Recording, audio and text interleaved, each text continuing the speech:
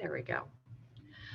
Oh, that interrupted my screen share, or at least on my end here. Okay, so when I do see you guys in person, you'll need to grab a new Algebra 2 book and put your name on it and then my name as well. Choose your seat carefully when you come in, find where you're most comfortable. That will be your assigned seat, because I have to have seating charts so that we can do contact tracing in the event that we would need to do that. That will be your assigned seat until we are done with this first unit. Our first unit test will be towards the end of January. I believe it's on the 25th. We'll get to that here in just a minute. If we don't have any problems, you'll be able to continue to choose your seat. You can move at the end of the semester, not the end of the semester, at the end of the unit,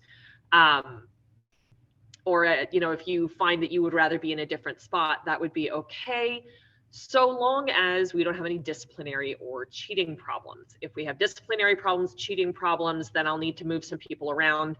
If I move you around, that's not necessarily saying that I'm accusing you of anything or that you have been a problem, just that I need to make some adjustments to the seating chart. So if I ask you to move, please do not take that personally.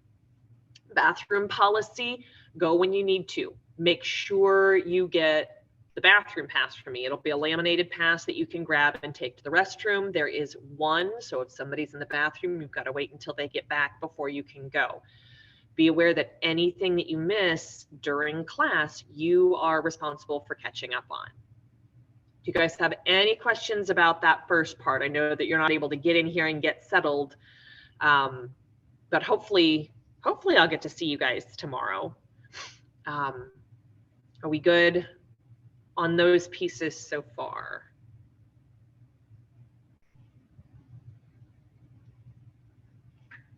Let me know in the chat if you guys have any questions about those two pieces. Awesome, thank you. Okay. Obviously, you guys don't have your books, but I do want to do a little bit of stuff with you. So if you have access to some notebook paper, go ahead and grab that. We're just going to do some very basic stuff today. Very, very basic. Give everybody a chance to grab a writing utensil and some paper. And in the chat, if somebody could tell me the type of equation that is y equals mx plus b. What type of equation is that? If I were to put it on a graph, what would it look like? Very, very close. Very close. That is part of what I'm looking for.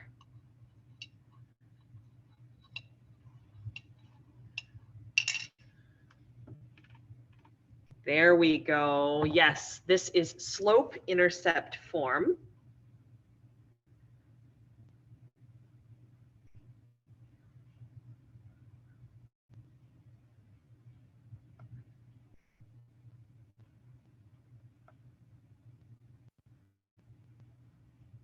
And if I were to use this form, if there were some numbers in there, what kind of a shape would it make on my graph?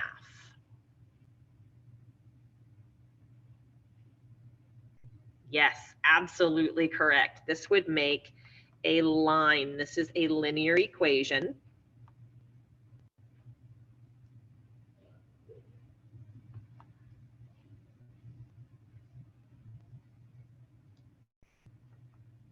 And when we're looking at this linear equation in slope-intercept form, the slope always has the x variable next to it.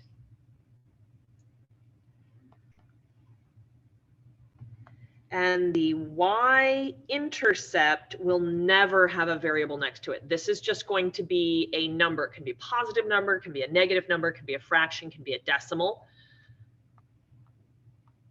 How do we use this to make graphs? What would be the first thing that I would want to put on my graph if I've been given slope-intercept form?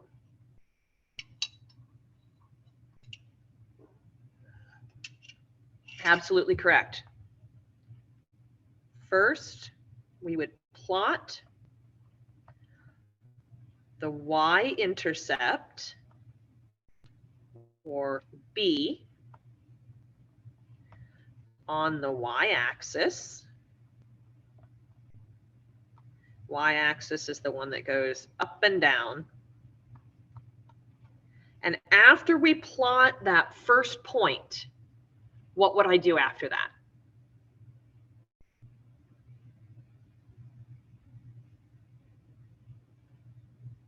So I've got my first point on my graph. It's on the y-axis. Here's my x-axis. Here's my y-axis. I plot my point. Then what do I do to get the rest of this line?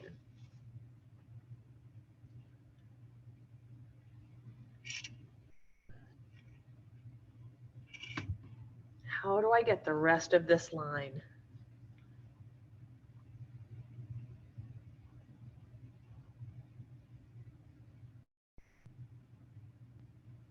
Slope, absolutely.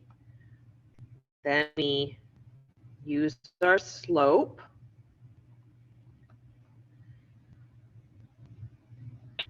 to get more points.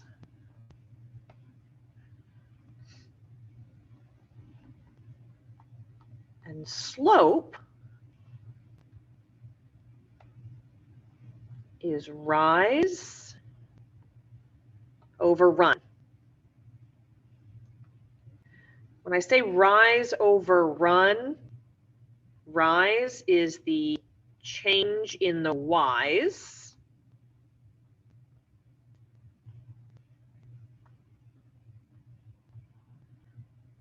That's what that little triangle means. That little triangle is a Greek letter, delta, and it gets used for change in. So it's an abbreviation there. Change in the y's. Run means I'm going back and forth. So this is going to be the change in my x's.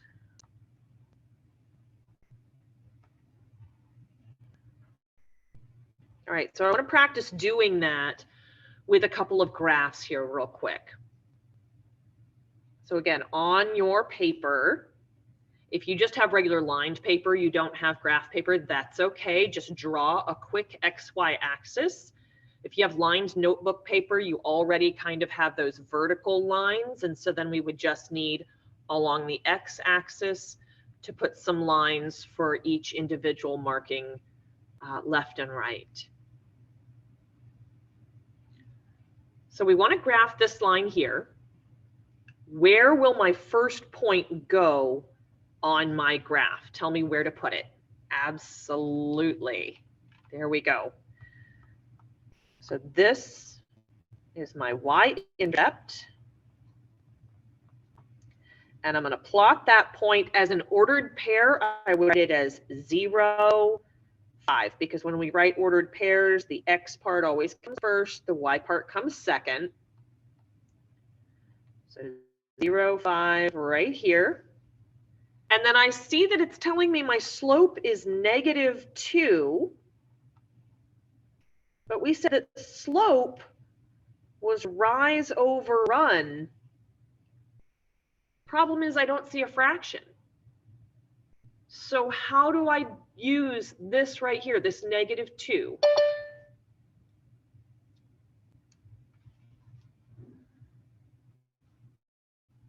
Get that right back up for us. How do I use this -2 to get the rest of my points that I need?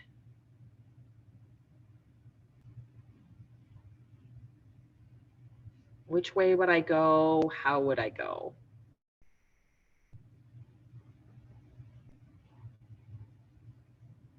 Left. Remember, I want rise over run. So I need to turn this into a fraction first. How do I take -2 and turn it into a fraction?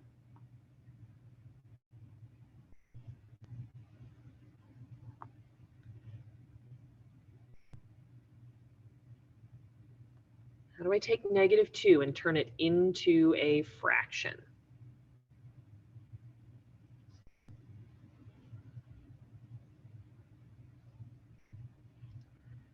So right now, this is what it's looking like. There we go, -2/1. Thank you.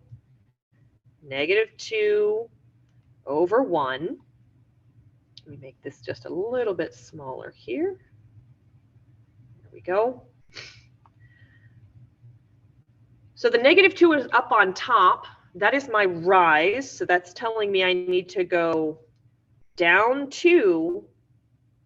My run is positive. When you're looking at the x-axis, are the positive numbers on the left or the right? Are the positive numbers on the left or the right? They're on the right. So I'm going to go down 2, and I'm going to go right 1. So down 2, right 1, down 2 and right 1. I'm going to do that until I run out of room on my graph.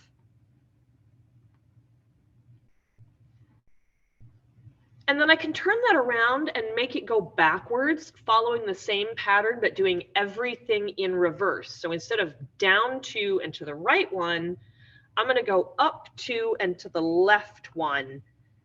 And that will keep it in line. And so I've run to the edges of my graph here. And then I would grab a straight edge like your student ID. And I'm going to trace in this line. See if I can actually get it to work here. That is not in the right spot. Let me see if I can move it to the right spot.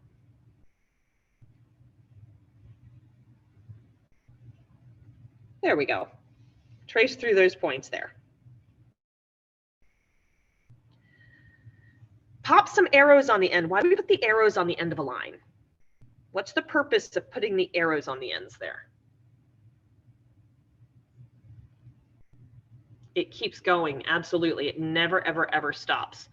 So even if you didn't put all those points on there, if you drew in a line segment, it continues on forever. Just because you don't see it there because you chose not to draw it doesn't mean it isn't there. All right, let's try another one. So we have this equation, y equals 2/5x minus 2. What is the first point that I want to plot here? Where is my first point? -2, absolutely. So right here is my y-intercept at 0, -2, goes on the y-axis right down here. What is our slope?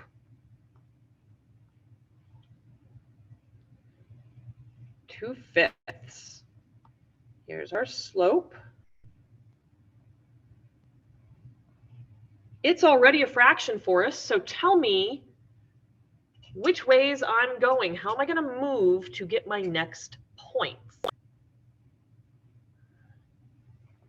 Up 2, absolutely.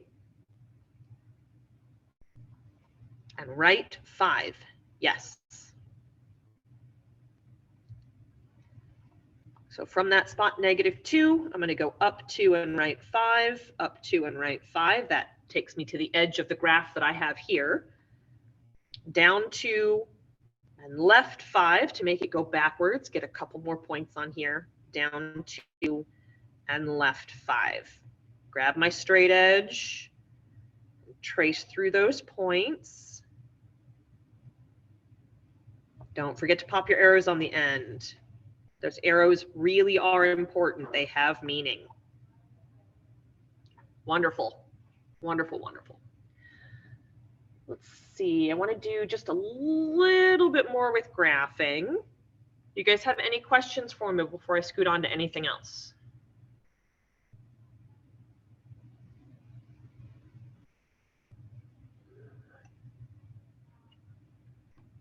Okay. What about this one? Is this in the same form? Is this in slope-intercept form? No, this one is not in slope-intercept form. This one is called standard form.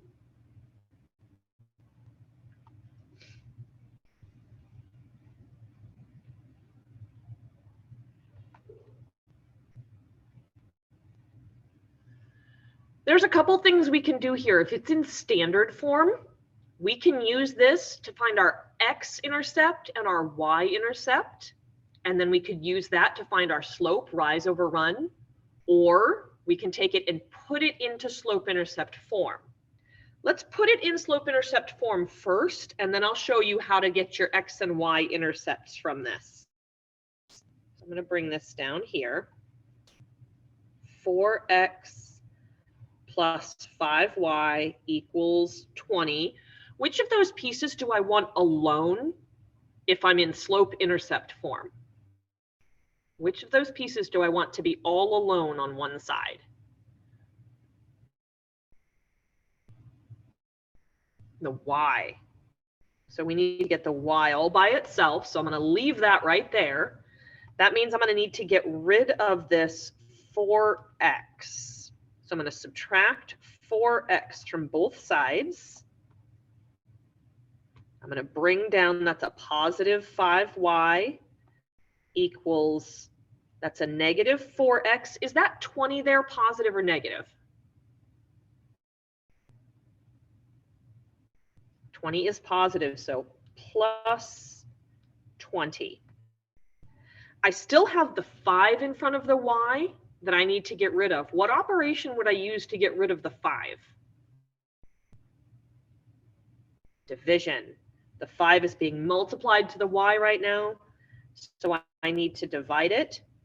That means over on the other side, I'm going to divide both of those terms. I have to divide everything on this side by 5. So just like we distribute when we multiply, we distribute when we divide also. So I'm going to have negative 4 divided by 5x plus 20 divided by 5.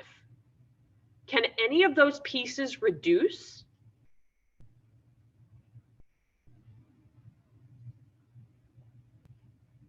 (20 over 5). What is 20 over 5?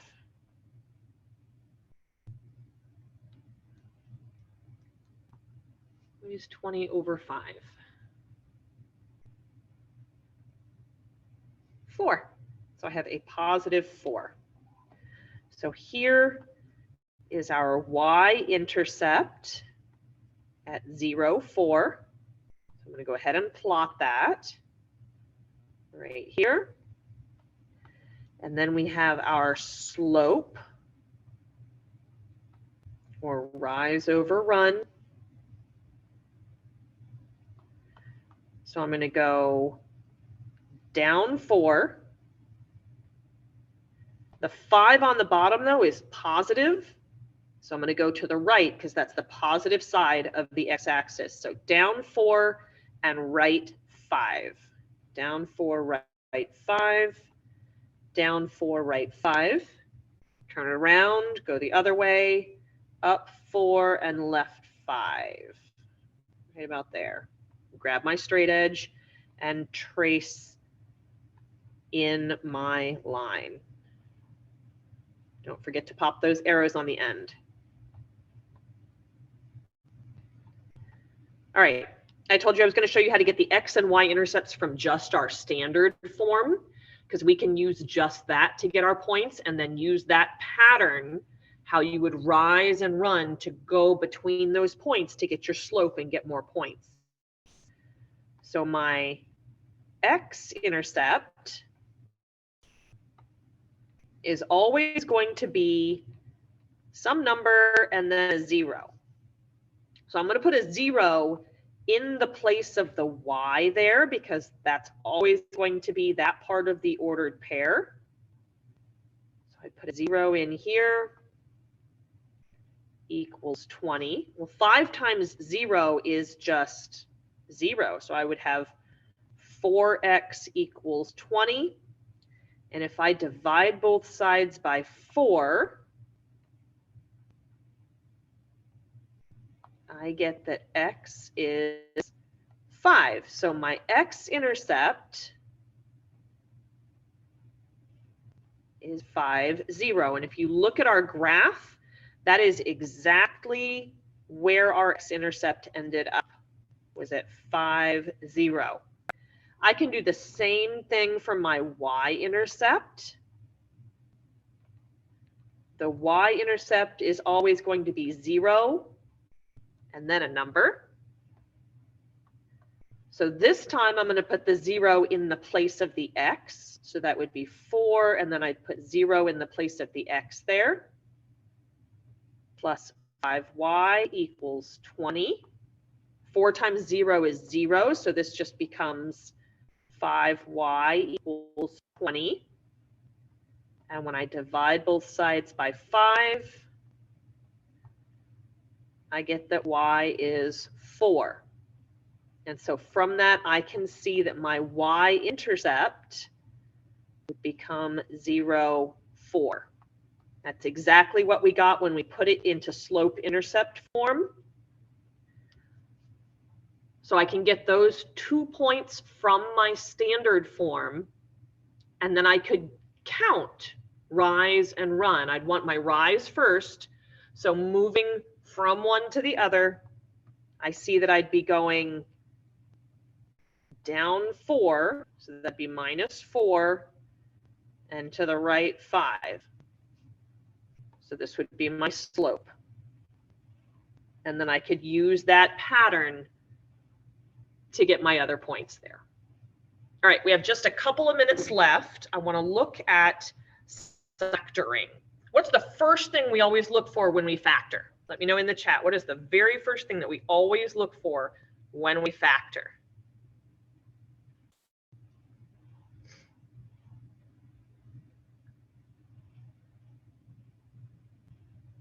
GCF, absolutely. Does number 9 up on my screen, 5x minus 25, does that have a GCF? Yes. What is our GCF? 5. So I'm going to take the GCF of 5 out. So I'm going to take it out of this piece. I'm going to take it out of this piece. We are basically distributing with our division there. Okay, so whatever I take out comes out to the front. What would I have left over if I divide 5x by 5? What would I have left over? Yes, absolutely correct, Soraya. I'm going to have x left in my first term. Negative 25 divided by 5 would give me negative 5. So 5, and then inside parentheses, x minus 5. That is fully factored for number 9. Does number 10 have a GCF? And if so, what is it? Does number 10 have a GCF? I agree that 6 goes into both pieces. Is there anything else? Remember, GCF stands for greatest common factor. There we go. Thank you, Quentin. They both have an x in common there. So I can take an x out of each piece. So I would have 6x on the outside. What would I have left over if I take a 6x out of both terms? What would I have left over? Thank you. X minus 6 is absolutely correct. We have 2 factors here. 6x is a factor. And then x minus 6 is also a factor. We have 2 factors there. Same thing is true on number 9. I just didn't have enough room to write that. Number 11. Do we have a GCF on number 11?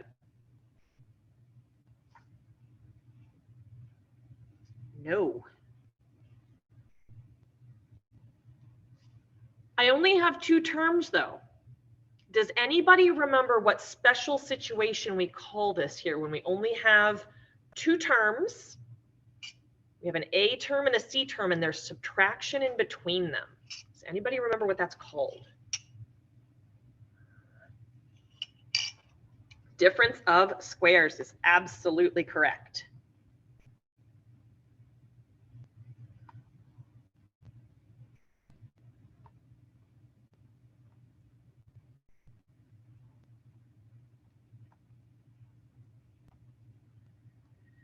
when we do a difference of squares, we're going to end up with how many factors? How many factors?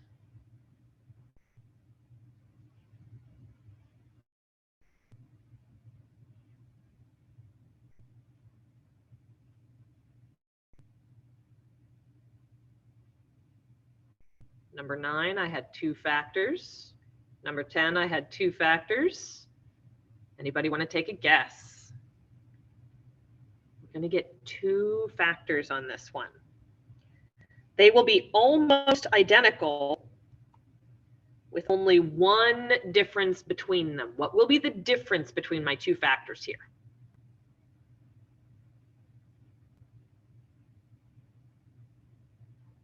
What will be the only difference? The sign. Absolutely correct. Yes, Jimmy, that is right. One of them is going to have a plus. One of them is going to have a minus. And then we do the square root of each of these terms. So I'm going to do the square root of a squared would give me a in both of these, because a times a would give me a squared. And then we do the square root of 81.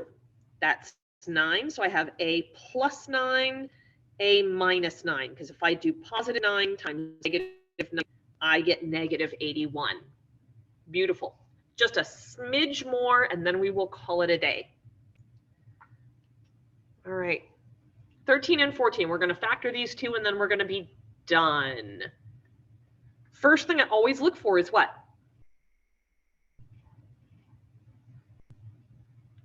Always look for a GCF first. Does number 13 have a GCF?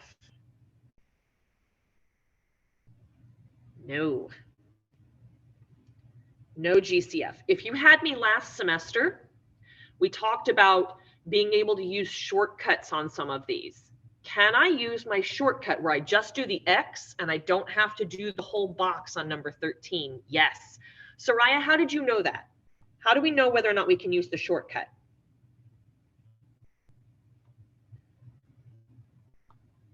Yes. Our A value is 1. So right here, and for the x squared, our A value is 1. So we can do just the x. Up on top, we multiply our A and C values together. So I have 1 times negative 24. I need 2 numbers that multiply to negative 24. But when I take those exact same 2 numbers and add them together, I get my B term, which is negative 5. What will multiply to negative 24? But when I add it, I get negative 5.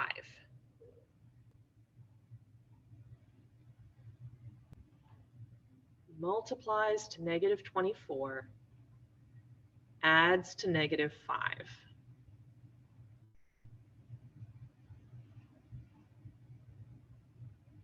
I can start listing out all the things that I know of that multiply to negative 24. I'm not even going to deal with the negative part right now. Let's just look at 24. I know I could do, oh, there we go. I see it in the chat now. I see 3 and 8. 3 and 8 will multiply to 24. The 8 needs to be negative because my B value is negative. So the bigger one would be negative. So this tells me right here, the positive 3 means I'm going to have x plus 3 as one of my factors. And the negative 8 tells me that I have x minus 8 as my second factor.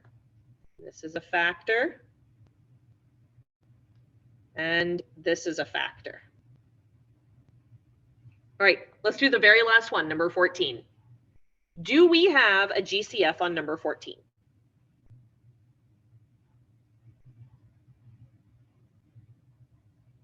Two. So I'm going to take 2 out of every single term. It has to be able to go into all the pieces. If there's 2 pieces there, it's got to go into all 2. If there's 3 pieces, it has to go into all 3. So that would leave me x squared minus 14x plus 15, can I use my shortcut? Yes, I can use my shortcut here.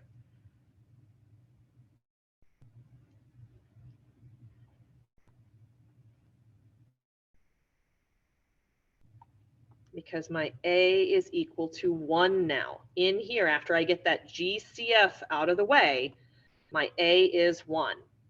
So I'm going to multiply the A and the C together. So I'm going to multiply 1 and 15 together. I get 15. Same two numbers need to add to negative 14.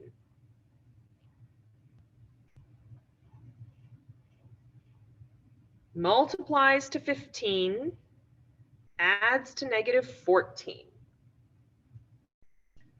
What will do that?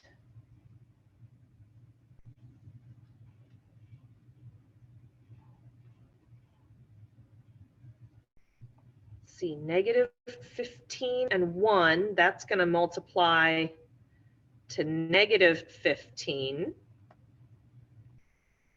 That's not what I wanted. If I change this to be a negative 1, negative 15 times negative 1 gives me a positive 15. But if I do negative 15 plus negative 1, I get negative 16. That doesn't work. This doesn't factor anymore. This one does not factor any further.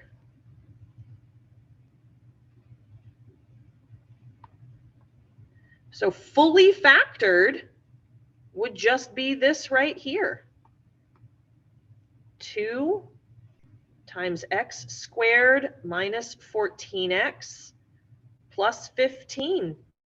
That is fully factored right there. I have two factors. I have my GCF, and then I have a quadratic factor, this guy right here. All right. Very quickly before the bell, yes, Jimmy, absolutely correct. If we wanted to know where the x-intercepts for that were, we would have to use quadratic formula on it. I have an assignment that I want you guys to do for me tonight, especially since I didn't get to see you in person today. I want you to do a short introduction video. I will show you where that is on our Canvas page. If you scroll to the bottom of the today's lesson, or you can find it by going to the assignments. Right down here, if you click on this introduction video, it has all of the instructions for you there. See if it'll work for me. There you go.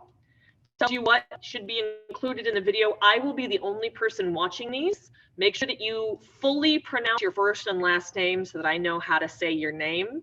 And I look forward to seeing you guys tomorrow. Hopefully I will get to see you in person tomorrow. All right. Have a good one and enjoy second period.